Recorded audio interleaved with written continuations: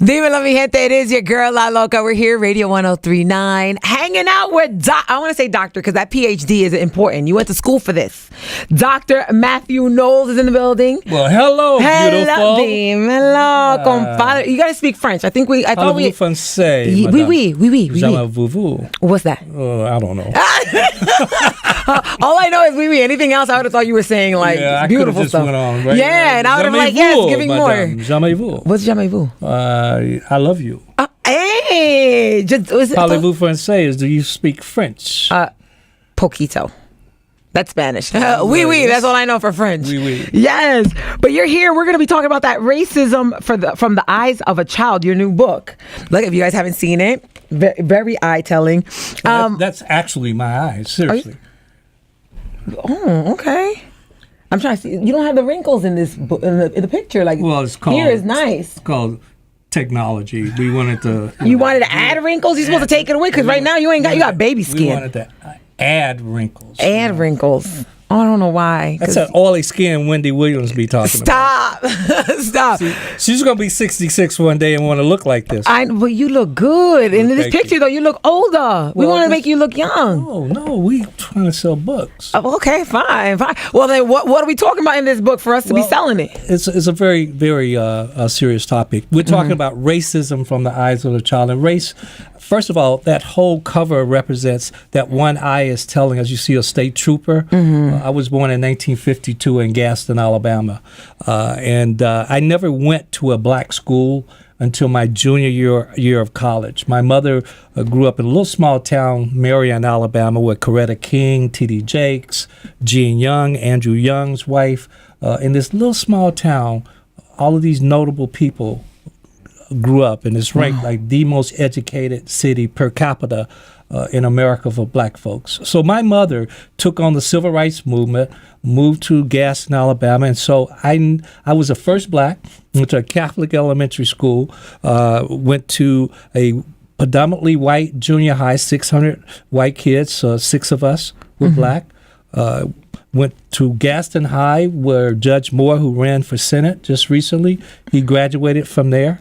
You reach out to him? Say congrats? No. I came down to work against him. And we're 98% of all... Wait, that's the wrong one. The one... You're on the wrong side of the track. Yeah. And I got you now. By the way, 98%, I'm very proud, 98% of all the black females in Alabama that was registered to vote. This is incredible. 98% of them voted.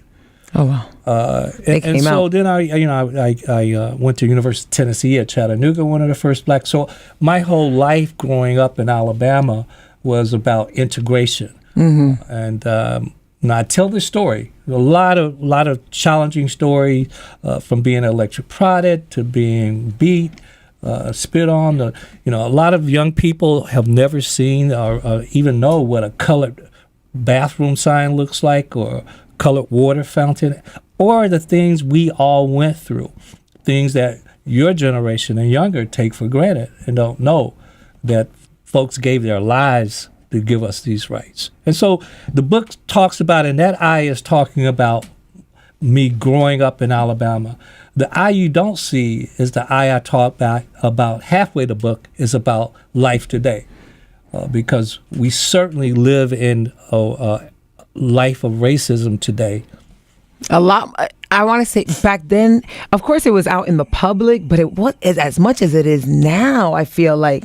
Do you agree or disagree? Like, it's just a weird racism. Well, a lot of it has to do with our current leadership. Yeah. And the beliefs that he has. One aspect of racism is to erase our history, which is why I wanted to write this book, because who we are is shaped by our family. And when you erase history, you also erase their knowledge. And you erase our knowledge, then you erase our power. Current president today, everything Obama has done, he wants to erase. And that's a form of racism. Very true. So I talk about these things today. I talk about things like coloration, which is when we discriminate based on someone's shade of color. Yeah. And it happens on a world basis with people of color. I mean, you look, because colorism I said coloration, it's colorism. Colorism has always been based on economics, control, and so I talk about that, something that we're uncomfortable about talking about. Yeah, I'm not gonna front. I even though I deal with it sometimes, I feel uncomfortable speaking about it because it's almost. I maybe a lot of you could agree with me. Sometimes we just want it to just stop. Like we want to just not dwell on it. Do you understand? Like sometimes, because that's why I'm like, I don't want to talk about it. I don't want to think about it because the more I talk about it, I feel like we just don't go past it. Well, I think we should talk about it. There's something that I talk about that's called social courage. And social courage, if you look today, those kids in Florida, today and tomorrow, they're going to have over 1 million people in Washington. Yeah, for the protest, second one. Protesting. And that's social courage. We don't just talk about stuff. We do action. Social courage is when we are in a setting. It could be at a workplace. It could be at the marketplace. It could be anywhere. And you hear somebody talk racism or sexism, or they're negative, homophobic, xenophobic. You know, we speak up and say something. Yeah. Even if it's like, hey, man, I heard what you just said. I don't agree with that. And that's what social courage, and that's what I hope this book, Racism from the Eyes of a Child, continue the dialogue about social courage and racism. Okay. Now, where can people pick this up? That they can get it at Amazon.com. That's why I want to really send people, or to my website, MathewKnowles.com. Yes, and for those of you that don't know who Mr. Mathew Knowles is, not only is he an author, what is it? I teach at Texas Southern. Well, that's my passion. My passion today has transitioned to as a writer, as a teacher. I do a lot of public speaking today. This is my passion. You're on a tour. Yeah, I am. So I'm excited about where I am in life at 66 and to give knowledge, because I believe knowledge is power. Little knowledge is a little power. A lot of knowledge, the world is ours. I started our class out with that. Little knowledge, a little power. A lot of knowledge, the world is ours. Amen. Make sure you guys pick it up. Racism from the Eyes of a Child. Radio 103.9.